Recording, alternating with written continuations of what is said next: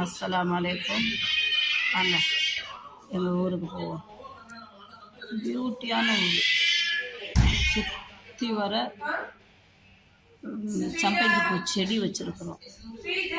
அப்புறம் பார்த்தா சேனக்கிழங்கு போட்டிருக்கோம், வாழைத்தோட்டம், சுற்றி வர மூங்கில் காடு. என்ன அந்த காட்டில் ஒரு பூ பூக்கும் தெரியுங்களா, ஒரு சிகப்பு கலர். அந்த பூவை பார்த்தாவே அவ்வளோ ஒரு அழகாக இருக்கும். அந்த பூங்களும் அதில் ஒரு வகையான மணங்க வரும்.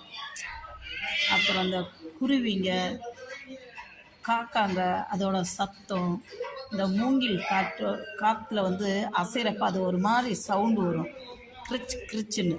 அந்த மூங்கில் சத்தம், மோட்ரு ஓடுறப்போ பூச்செடிக்கு தண்ணி எடுத்து விடுவாங்க. அப்போ அந்த பூச்செடிக்கு தண்ணி போடுறப்போ அது ஒரு சவுண்டு வரும் பாருங்கப்பா.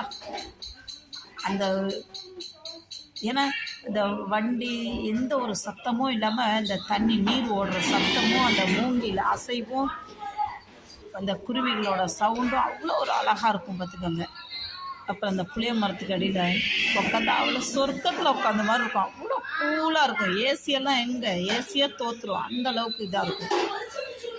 வீட்டிலேருந்து கொல்லைக்கு நடந்து போகிற வரலும் இதை பார்த்துக்கிட்டே போகலாம். இந்த ரெண்டு சைடில் இருக்கிற செடி கொடிங்களை பார்த்தாலே நமக்கு அவ்வளோ ஒரு இதாக இருக்கும்.